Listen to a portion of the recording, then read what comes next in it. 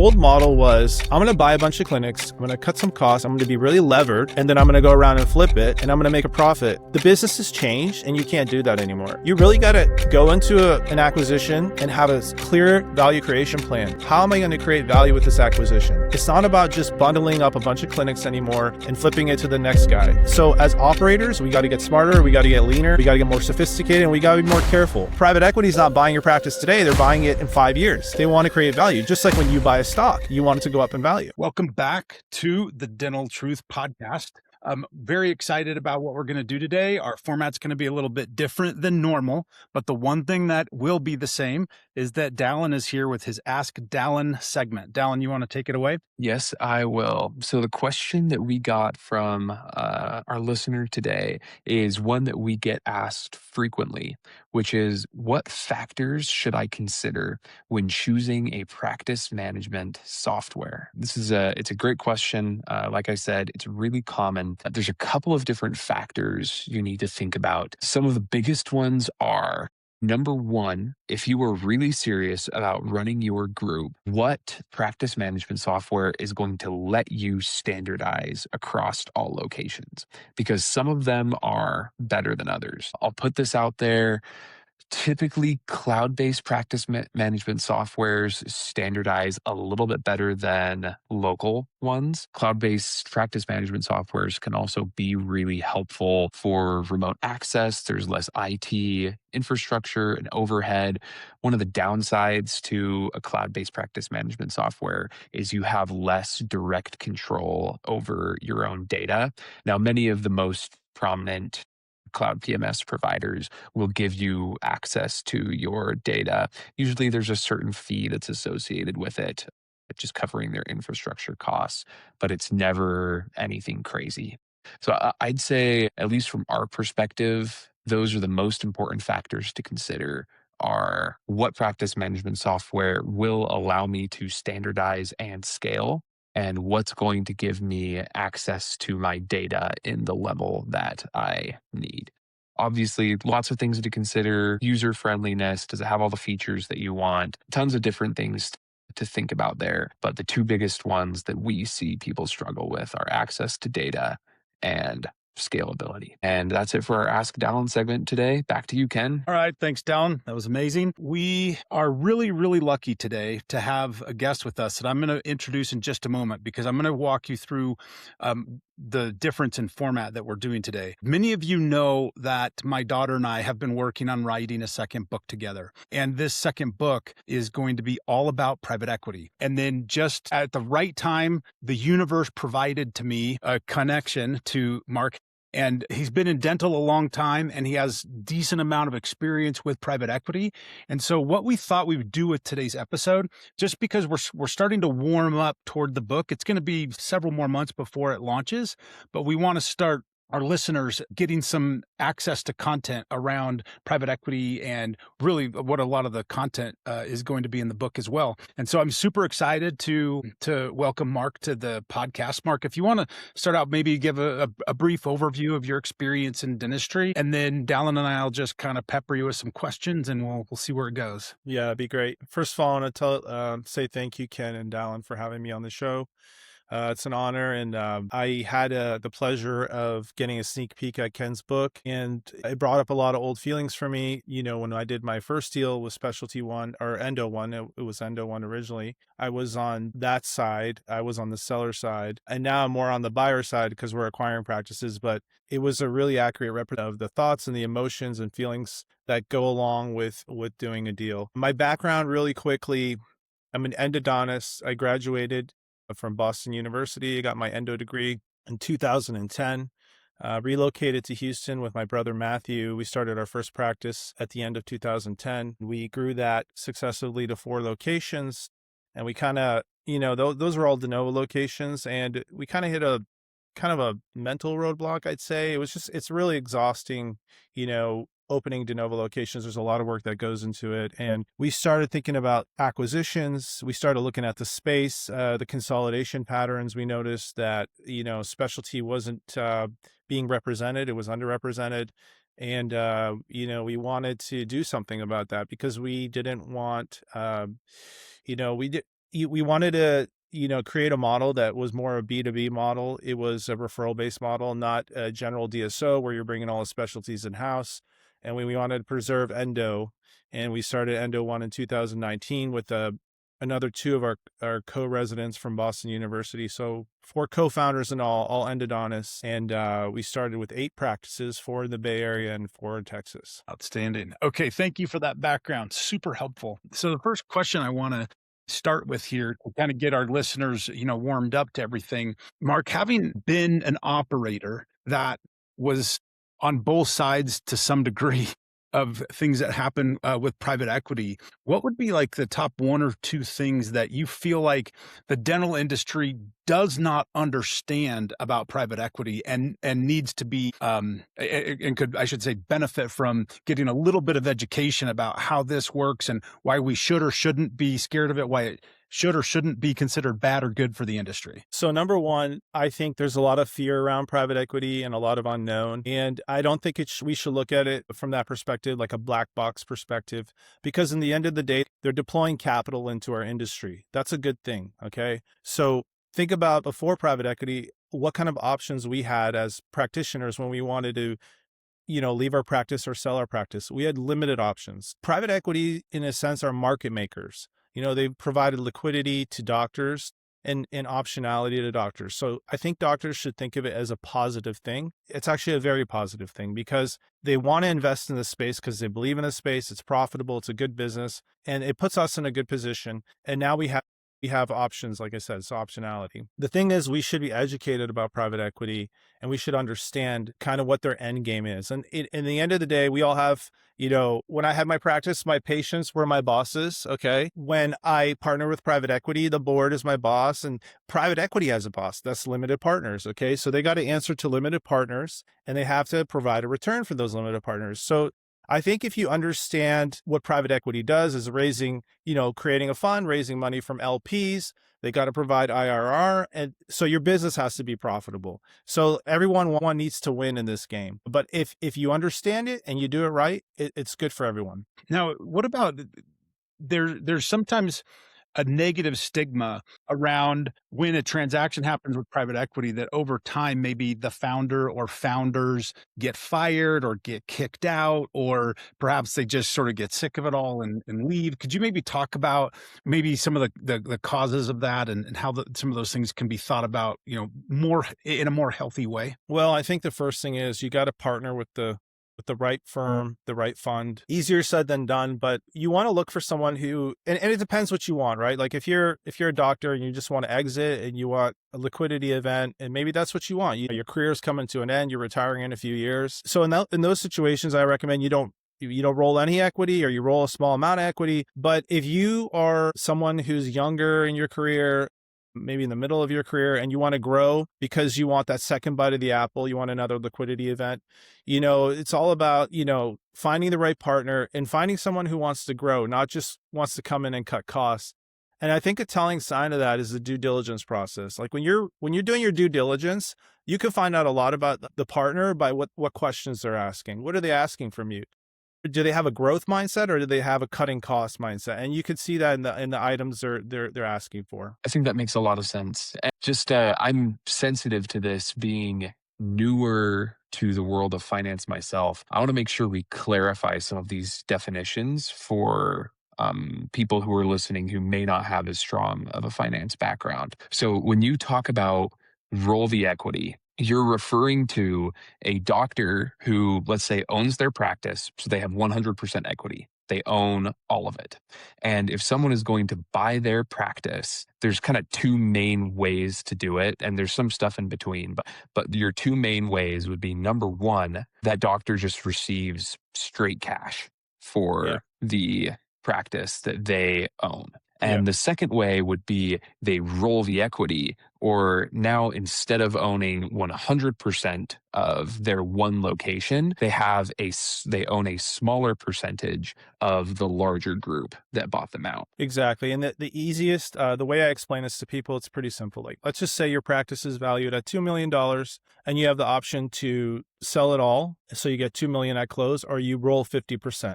So if you decide to roll 50% of your equity, you'd get 1 million at close, and you take that other million and then you'd purchase shares on their cap table. So just to think of it that way is like, instead of taking that million and holding it myself and putting it in my bank account, I'm going to take that million and buy equity in DSO A or DSO B. And now I'm a shareholder in that DSO. Yep. Very And if you're sticking around and you're still part of the organization, then you can play a large part in contributing to that growth of the Exactly. organization. Yeah, It's different. Go ahead. yeah. Yeah, that's the alignment in the model is like, okay, I want you to stick around for 5 years at least, okay, 5 to 10 years. You have equity in the business. We're all in this together. We're all aligned. Let's all grow together and make that $1 million worth 2, 3, 4, or $5 million. And let's get a multiple. Let's get a return on your investment. That's kind of the idea behind that. I think I forgot to mention what the name of the book is that we're going to be launching. This is fairly new off the presses, but we're calling the book "Roll the Equity: How Smart Dental Founders Sell Their DSOs." And so I had to bring that up because you guys were just talking about the rolling of the Yeah. equity, and we decided to put that in the title because it's such a big decision that a dentist is making if they're going to roll equity or if they're going to just do a full cash out type of a transaction. Yeah, you're making a bet. I mean, every investment's a bet. Mm. But like from, private equity standpoint, if I want you to stay around, I also want you to be aligned. So why would I want a partner who has no skin in the game? I want you to roll the equity because that way you have skin in the game, I have skin in the game, we're all in this together. It's all about alignment in the end of the day. If you can get everyone aligned to the same North Star, good things will happen. Now, if you have some doctors who, let's say they have partial ownership, JV partnerships or things like that in the mix, how does private equity generally think about that? And do they like bringing them onto the larger cap table, or how have you seen those types of things done? Yeah, so 5, 10 years ago, not so much. Now they really like it because Mm. I think the issue or the complexity of keeping people aligned. So the 80-20 split was traditional, where they're getting 80% liquidity, 20% on the cap table. But we've come to find that's not enough to motivate these guys to, we want to get them more motivated. And that's where the JV model has become really powerful, because if you have a JV type model, and you could do a model where you're like, okay, here you get 40% liquidity and 30% equity and 20% JV. So you could mix it up where you're like, okay, you get a little on the cap table, you get some profit sharing, and then you have some liquidity. Now, when you're looking at the business, operationally, and you're saying, hey, I want to do these things to the business because it's going to make more profitable, they're also going to be more motivated because they're like, I get a profit share. I understand why you want to do X, Y, Z. It's not going to affect the quality of the business or quality of patient care, but it's going to make us all more profitable. Yeah. And it seems to me too that there's also the amount of work that everybody's going to do and what type of work. Like maybe some of the doctors or some of the folks say, hey, I want to stay sort of on the clinical side of things. And then there's hey, I want to maybe be on the business side or be in charge of training new associates or different things like that. It seems like it can open up a nice world where people can start to play to their strengths rather than, hey, I'm just chair side every day. Could you comment on that, Mark, and how you've seen that kind of play into it? Yeah, you don't want to make the doctors feel like they're not involved at all. You want to make them feel like they're partners. That's why we're called Specialty One Partners or Endo One Partners, because you want to make them feel like it's not just about they're like a cog in the wheel, right? You don't want to make them feel like a cog in the wheel. You want to make them feel that they're a part of the team. And then whether it's like training a new associate and, helping them get to their highest potential so that they can produce more, that's going to help with, in a JV model, they benefit off that immediately because of the profit sharing, and then more long-term because the equity would go up because, your revenue is higher and, you'd be valued higher. So there's one question I want to ask here and I don't mean to kind of try to take things negative, but I think we've got to call something out here. And that is that under the ownership of private equity, there have been some fairly large DSOs that are in receivership or have gone into bankruptcy. There's just kind of been some things where they were over levered. Could you maybe talk Mark, a little bit about that and sort of what positive or negative things have come from that, and how, as an industry, we need to rally together around how to move that forward? Yeah, so I mean, this is an experiment, this whole private equity in the dental space. I mean, it's pretty young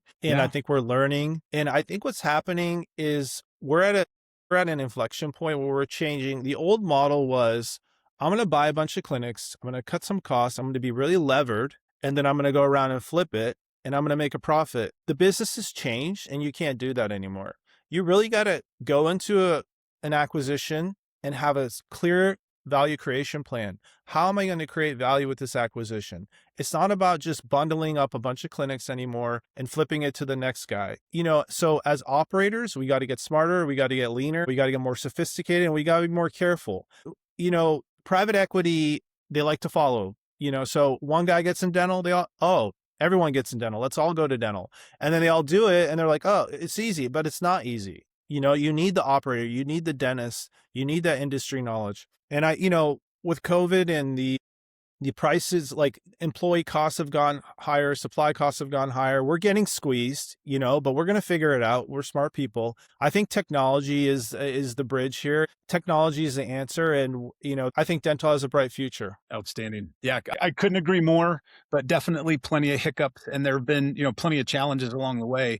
The interesting thing is that, when you go back to, say, the COVID times, the default rate of a dental practice was the lowest on the There you go. planet. Yeah, yeah, And yeah. and it still is. If it's a single doctor owned practice doing their own thing, that's true. But what happened is with some of the larger groups and some of the credits that were probably there's just too much debt on some of these different organizations, that unfortunately it's not completely true anymore unless it's just that one doctor setup. Go ahead, Mark. Well, I think the environment created like a very competitive bidding process, and multiples were inflated. And then when everything came down, because interest rates went up, the macroeconomic environment changed. And on the sell side, they're like, hey, we can't make a profit here. So I think everyone's going to tighten up operationally and be more diligent with acquisitions. I think it may have been more of a land grab before. Now it's more thoughtful. Yeah. I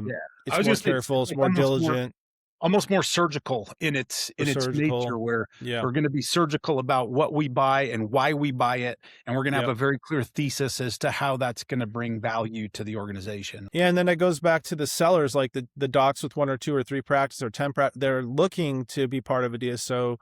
If you want to be attractive to a buyer, how are you creating value? What's your plan, right? So you have your financials and your numbers, and you talk about this all the time, accrual accounting versus cash accounting. And my analogy for that is cash accounting is like a guy getting on a scale and weighing 200 pounds, and you're like, okay, tell me everything about his health from the fact that he weighs 200 pounds. But accrual accounting is like, okay, that's the full blood panel.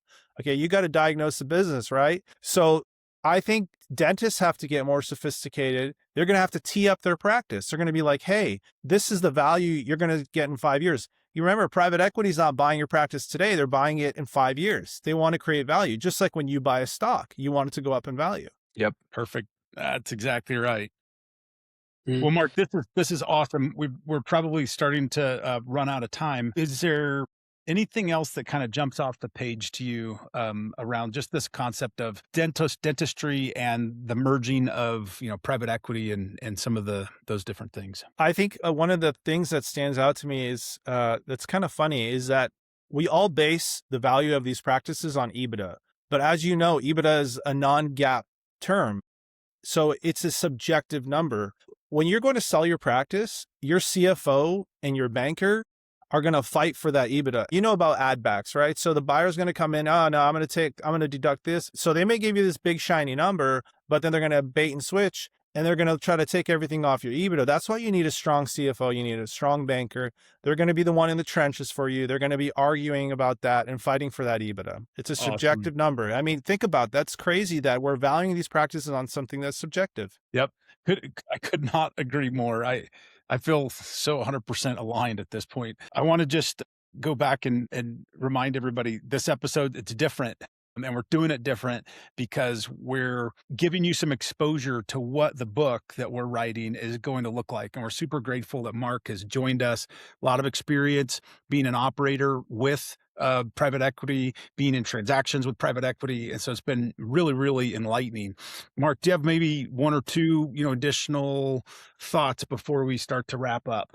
Well, I'd say I recommend your book. I'm trying to be very objective, but why I liked it, because you always hear about, getting a deal, the end in the beginning of a deal, but you never hear about the middle of the deal. And that's the meat. And I think you did a really good job with kind of explaining that, not only from a business sense, but how does it affect someone personally? That's a big deal. Like, how does it affect my wife? How does it affect my kids? How does it affect the way I feel when I wake up in the morning? Another thought I had is, time. Don't go try to do a deal because you're burnt out. Put yourself in a position of leverage. Do a deal when you don't have to do a deal. Okay. If you're a doctor, you have 3 or 4 practices, get a CFO, maybe a fractional CFO, get a banker, get your financials lined up, get everything looking good, create a VCP. And don't don't go and say, I'm burned out, I got to do a deal, because then you're putting yourself in a position where you don't have any leverage. And then time is going to get to you. PE guys, they use time to grind you down. It's a negotiation tactic. So, you just got to be very aware of that.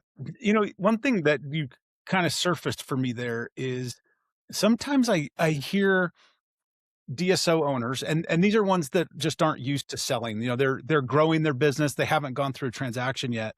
But they'll sometimes try to figure out how to time the market.